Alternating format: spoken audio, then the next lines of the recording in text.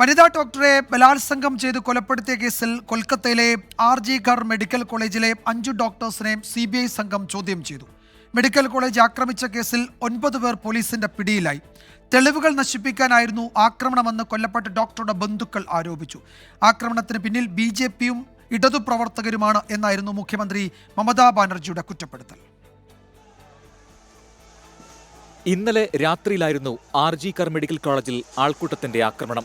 40 മിനിറ്റിനിടെ അത്യാഹിത വിഭാഗം ഉൾപ്പെടെ 18 മുറികൾ അക്രമികൾ തകർത്തുവെന്ന് പോലീസ് കമ്മീഷണർ വിനീത് ഗോയൽ വ്യക്തമാക്കി. CCTV ക്യാമറകളും തകർത്തു. സംഭവത്തിൽ 9 പേർ പിടിയിലായി. 15 പോലീസുകാർക്കും പരിക്കുണ്ട്.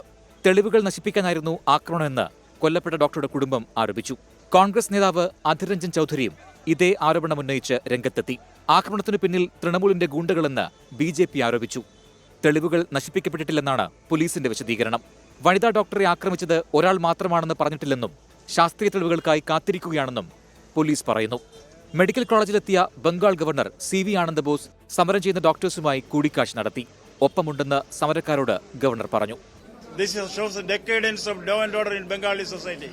Contemporary society in Bengal, contemporary policing in Bengal not only leaves much room for improvement, it brings shame to the entire humanity.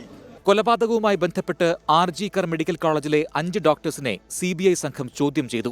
സമരം അവസാനിപ്പിക്കണമെന്ന് ഡോക്ടേഴ്സിനോട് ആവർത്തിച്ചാവശ്യപ്പെട്ട മുഖ്യമന്ത്രി മമതാ ബാനർജി ആക്രമണത്തിനു പിന്നിൽ BJPയും ഇടതുപ്രവർത്തകരുമാണെന്ന് ആരോപിച്ചു. ആക്രമണത്തിന്റെ പശ്ചാത്തലത്തിൽ സമരം കൂടുതൽ ശക്തമാക്കാനാണ് ഡോക്ടേഴ്സിന്റെ തീരുമാനം. 24 ഡൽഹി.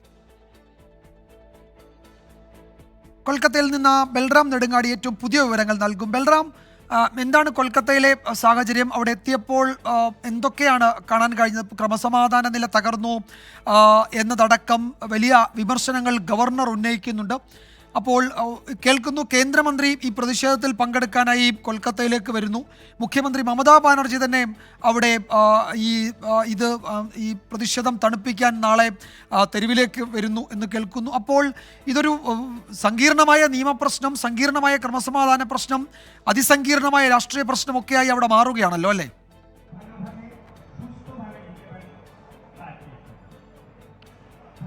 വിജയകുമാർ, തീർച്ചയായും കൊൽക്കത്തയെ സംബന്ധിച്ചിടത്തോളം 2012 ഡൽഹിയിൽ നിർഭയയുടെ നേരിട്ട ക്രൂരത, അതിന് സമാനമായ തരത്തിലുള്ള ഒരു ക്രൂരതയാണ് ഇവിടെ അഭയ നേരിട്ടിരിക്കുന്നത്.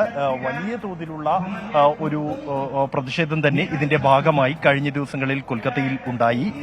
കഴിഞ്ഞ 3 ദിവസത്തോളമായി ഏതാണ്ട് ഈ ആശുപത്രിയുടെ പരിസരത്തുള്ള റോഡുകൾ പൂർണ്ണമായും സ്തംഭിച്ച നിലയിലായിരുന്നു. ഇക്കാര്യത്തിൽ സംബന്ധിച്ചിടത്തോളം പ്രതിഷേധം നമ്മളിപ്പോൾ കാണുന്ന ഈ സമരപന്തൽ ആർ.ജി. കർ മെഡിക്കൽ കോളേജിന്റെ പ്രധാന ഗേറ്റിന് മുന്നിലുള്ള ഈ സമരപന്തൽ ഉയർന്നിട്ട് 5 ദിവസം പിന്നിട്ടിരിക്കുന്നു. ഇവിടെ ഇപ്പോഴും ആ പ്രതിഷേധം തുടരുകയാണ്. പ്രതിയെ അറസ്റ്റ് ചെയ്ത് 12 മണിക്കൂറിനകം തന്നെ അറസ്റ്റ് ചെയ്തു എന്ന് സർക്കാർ അവകാശപ്പെടുന്നുണ്ടെങ്കിലും യഥാർത്ഥ പ്രതികൾ മുഴുവനായും അറസ്റ്റിലായിട്ടില്ല എന്നും പലരെയും രക്ഷിക്കാൻ സർക്കാരിന്റെ ഭാഗത്തുനിന്നും ശ്രമം നടന്നിട്ടുണ്ട് എന്നുള്ളതുമാണ് പ്രതിഷേധക്കാർ ഉന്നയിക്കുന്ന ഒരു വിഷയം. ഇതുകൊണ്ട് തന്നെയാണ് മുഖ്യമന്ത്രി തന്നെ ഇതിനകം ഈ വിഷയത്തിൽ 4 തവണ പ്രതികരിച്ചു കഴിഞ്ഞിരിക്കുന്നു. ഈ പ്രതിഷേധക്കാരുടെ അല്ലെങ്കിൽ ജൂനിയർ ഡോക്ടർമാരുടെ പ്രതിഷേധം അവസാനിപ്പിക്കണമെന്നും താൻ കാലു പിടിക്കാനും തയ്യാറാണ് എന്നും മുഖ്യമന്ത്രി വ്യക്തമാക്കിയിട്ടും പ്രതിഷേധം തുടരാനുള്ള പ്രധാന കാരണങ്ങളിൽ ഒന്ന് നീതി ഇപ്പോഴും ലഭ്യമായിട്ടില്ല, സർക്കാരിന്റെ ഭാഗത്തു നിന്നും എന്തൊക്കെയോ മറച്ചു പിടിക്കാനുള്ള ശ്രമങ്ങൾ ഉണ്ടാകുന്നു എന്നുള്ളത് തന്നെയാണ്. ഇതിൽ ഒരു പ്രതി മാത്രമല്ല ഉൾപ്പെട്ടിട്ടുള്ളത് എന്നാണ് ഈ പ്രതിഷേധക്കാർ വ്യക്തമാക്കുന്നത്. അതുകൊണ്ട് തന്നെയാണ് കൂടുതൽ പേരെ അറസ്റ്റ് അല്ലെങ്കിൽ കൂടുതൽ പേരെ നിയമത്തിന് മുന്നിൽ കൊണ്ടുവരേണ്ടതുണ്ട്. ഇതിൽ പലതും ഒളിക്കാനും മറയ്ക്കാനും സർക്കാരിന്റെ ഭാഗത്തു നിന്നും പോലീസിന്റെ ഭാഗത്തു നിന്നും ബോധപൂർവമായ ശ്രമം ഉണ്ടായിട്ടുണ്ട് എന്ന ആരോപണമാണ് ഉയർന്നത്. കഴിഞ്ഞ ദിവസം അല്ലെങ്കിൽ സ്വാതന്ത്ര്യദിന പുലരിയിൽ സ്ത്രീകളുടെ നേതൃത്വത്തിൽ കൊൽക്കത്ത നഗരത്തിൽ 45 ഇടങ്ങളിൽ 45 കേന്ദ്രങ്ങളിലായി സ്ത്രീകൾ ഒരുമിച്ച് പ്രതിഷേധവുമായി തെരുവിൽ ഇറങ്ങി.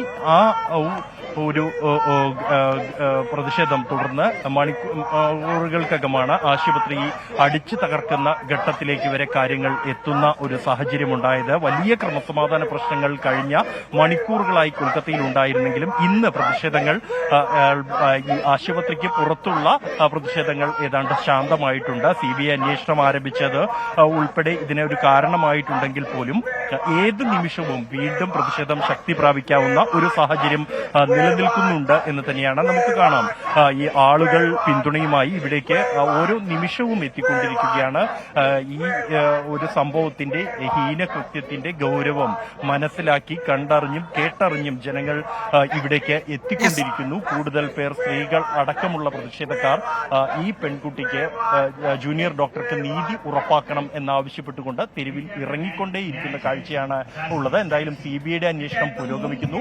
മുഖ്യമന്ത്രി മമതാ ബാനർജി ഈ അന്വേഷണം പൂർത്തിയാക്കാൻ അറിയിച്ച സമയപരിധി ഞായറാഴ്ചയാണ്. CBI ഞായറാഴ്ചക്കകം പ്രതിയെ കണ്ടെത്തും എന്ന് മുഖ്യമന്ത്രി കഴിഞ്ഞ ദിവസം പറഞ്ഞിരുന്നു. എന്തായാലും പ്രതിഷേധം ഇപ്പോഴും ശക്തമായി തന്നെ തുടരുകയാണ്. വിജയകുമാർ, യെസ്, ഏതാണ്ട് 9 മണിയോട് അടുക്കുമ്പോഴും കൊൽക്കത്തയിലെ തെരുവീഥികളിൽ പ്രതിഷേധം ആളുകയാണ്. CBI അന്വേഷണം തുടങ്ങിയിട്ടുണ്ട്. ഇന്ന് യുവ ഡോക്ടറുടെ വീട്ടിലെത്തി മാതാപിതാക്കളെ കണ്ടു CBI ഉദ്യോഗസ്ഥർ.